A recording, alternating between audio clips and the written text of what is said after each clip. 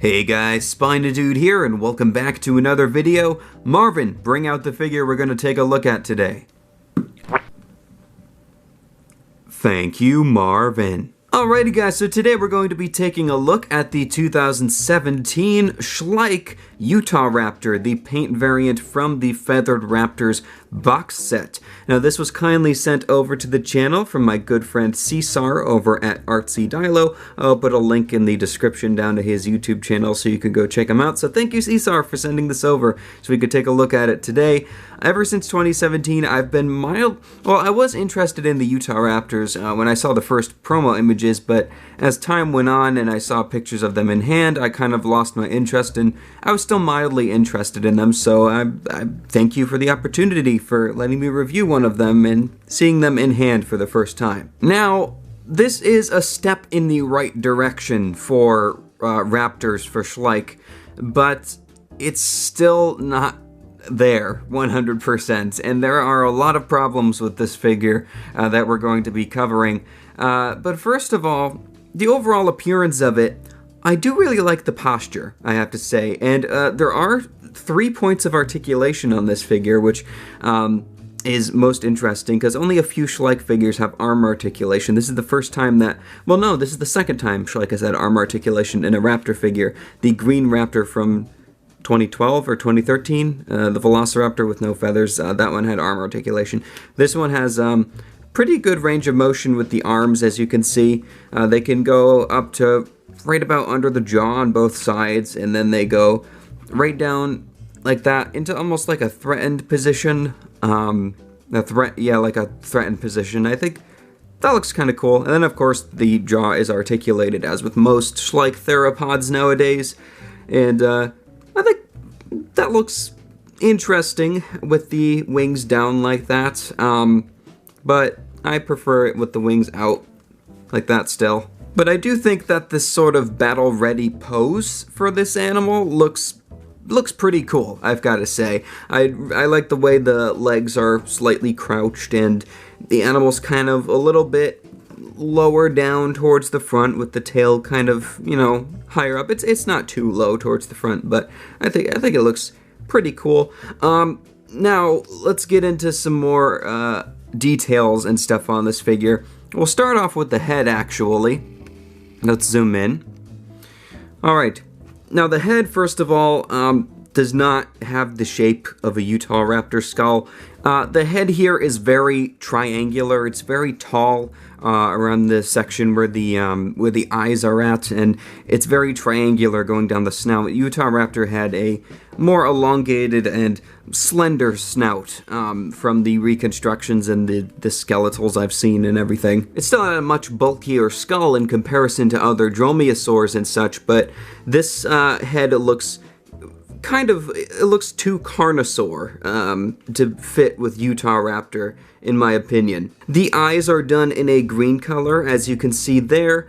I mean, I like the idea of the green color against the tans and the browns here, but I just think that the style of the paint they have on the eyes looks really cheap, in my opinion, and it doesn't have a lifelike feeling to it. The scalation on the face, though, is really nicely done. There is some shrink wrapping in the around the eye there, as you can see. No shrink wrapping, well, minimal shrink wrapping down the snout there. There is kind of like a little bit of a divot there between the eyes and the nostrils.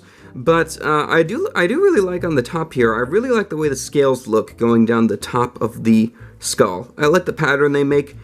Almost very snake-like, and I just like that as a stylistic choice. I think it looks pretty cool.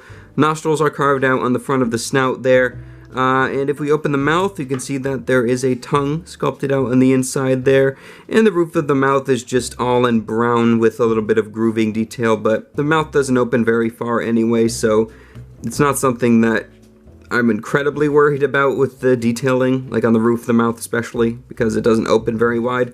The teeth are done okay. They're painted pretty good, a lot better than the Spinosaurus from 2019 that we've reviewed recently. But they're squared off. They don't look very sharp. They just look like blocks with some divots carved in between each tooth, and they're just painted white. I do like the way it looks with the with the mouth like closed like this, like it's kind of snarling. I think that's a pretty cool look.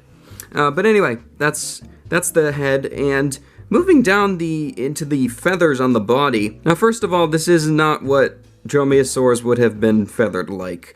This is just a strip of feathers running straight down the back like that. They would have had a covering over their entire body pretty much, not just this strip going down the top. I will say though, I really like the tail fan at the end of the tail. I think that's really nicely detailed. I love the feathers on that, and I think that's a great, I think it just looks great. I do like when the fans carry up the tail a little bit more, but for this one that's on the end of the tail, I just like the way it looks. Now, the musculature in the legs is toned nicely, although there should be feathers continuing down the legs here.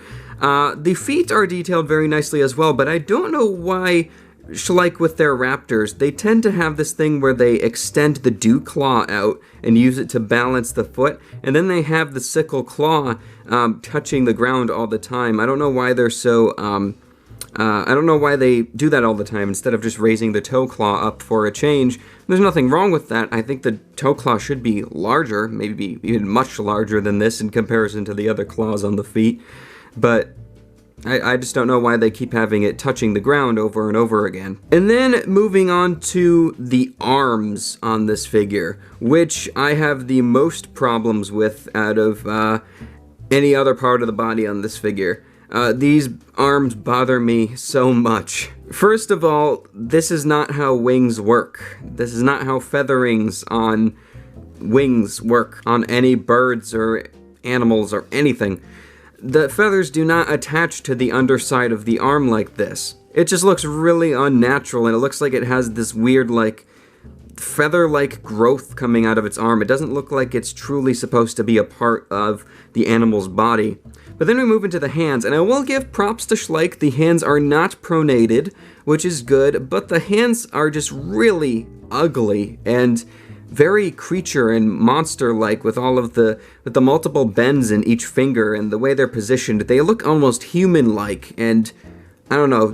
I think they're just very ugly to look at. But then the only other thing that we really haven't addressed is the coloration on this figure. I prefer the coloration that's on the non-box set exclusive one, which it's said that this one's supposed to be like a female perhaps, and the one that's comes on its own is supposed to be a male because it's got the darker colors with the blue around the eye instead, with some hints of like an orangey brown here and there perhaps. But the colors here on this figure are really boring, I have to say. They work, you know, but I would have preferred some more bird-like colors, and maybe I would have liked this figure even more if it had some like really vibrant and bird-like colors on it. But it feels like it just feels like a Jurassic Park raptor with some feathers that were just like glued onto it in certain areas. I do still really like the end of the tail. I think that's my favorite part of this entire figure, is that tail fan. I really like the way it looks. But the rest of the body, even the way the feathers look on the back, they look almost like they're crusty or something. They don't look like they're soft and feathery, like some other feathered dinosaur figures that are done extremely well. But anyway, that's all I have to say about this figure. As far as a dromaeosaur figure goes, it's definitely far from the best, but this one is one of, if not the best dromaeosaur figure that Schleich has. Now, for what it is, I think it's kind of a cool figure. You know, I like the articulation and I like the pose and everything, but it's not a must-have in my opinion. If you're a fan of Utahraptor, there's not many figures of it out there, and if you really want one, then yeah, pick this one up. I recommend the other variant that has the better colors on it, but in my opinion, it's not worth overhyping this one. Alrighty, but why don't we do a quick measurement of this figure? So Marvin, why don't you bring out the flexi ruler? Thank you, Marvin. Alright, we've got our trusty flexi roller here, so let's give this Utahraptor a measure. So in terms of the length from the tip of the tail to the tip of the snout, we are looking at about 8 inches, which is about 21 centimeters. And in terms of the height at the highest point, which is the top of the head there, we are looking at about 4 inches, which is about 10 centimeters. So this figure is average sized. It's not too big, but it's not too small. And let's scoot her off to the side over here so we can bring in, for comparison, the 2019 Schleich Spinosaurus, since a lot of people have this figure. But I did also want to show, like, how the paint quality has decreased with the Spinosaurus in comparison to the Utahraptor. I'm gonna zoom in on the faces here, because this is what kind of ruined the Schleich Spinosaurus for me. Well, not ruin it all the way. I still really like this figure overall, but as far as Spinosaurus figures go, just the face was really disappointing to me. Like, I feel like the eye and the teeth on this Utahraptor are just painted really well. It looks very neat in comparison to this one, and this one you have bleeding paint, and the teeth just look almost like diseased in some areas, and then the eye is, it looks just really like cartoony. This one looks cartoony as well. I think it fits the style of this figure better, because the Spinosaurus feels more realistic overall, in my opinion. But, yeah, I just wanted to point that out, because I was really disappointed with the way the teeth looked on that Spinosaurus. But anyway, guys, I think that's going to do it for this review. I want to send a thank you out to my good friend Cesar, or ArtsyDilo, once again for sending this figure over to the channel. We have 2 other Schleich figures that he sent over that we're going to be taking a look at. Really appreciate it. And yeah, if you want to get this figure for yourself, I'll put some links down below to DJenkins.com, Everything Dinosaur, Mini Zoo, and this one does come in a box set along with 2 other raptor figures. So anyway, guys, I hope you have enjoyed this video. If you did, leave a like down below and subscribe to the channel. Also leave a comment telling me what you think of this Utahraptor. So thank you so much, guys, for watching, and as always, I will see you in my next video. So take care, and bye-bye.